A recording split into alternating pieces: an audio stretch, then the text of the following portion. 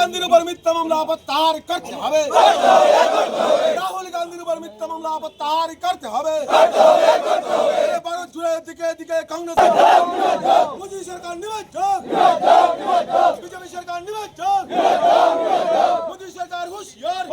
গান্ধী রাহুল গান্ধীর বিরুদ্ধে মিথ্যা চার্জশিট দাখিল করে ইডির কর্মকর্তারা কয়েকজন প্রমোশন পায় জবাব চায়।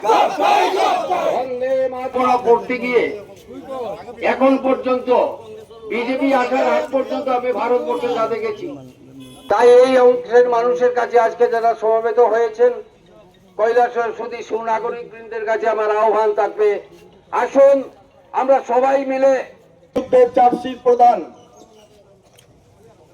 এবং ন্যাশনাল হেরাল্ড পত্রিকার সমস্ত সম্পত্তি বাজেয়াপ্ত করার প্রতিবাদে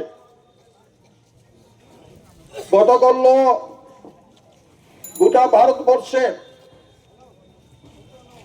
প্রায় 750টা জেলায় কংগ্রেসের কর্মী এবং সমর্থকরা ইডি অফিসের সম্মুখে বিক্ষোভ এবং ধর্ণা প্রদর্শন করেছেন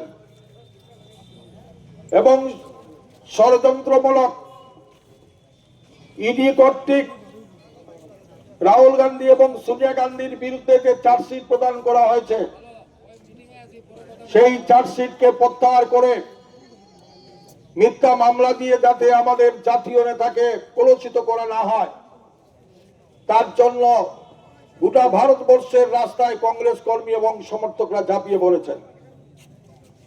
তার অঙ্গ হিসাবে কৈলাসহরে ইডির কোনো অফিস নেই, যার কারণে গতকাল আমরা করতে পারিনি।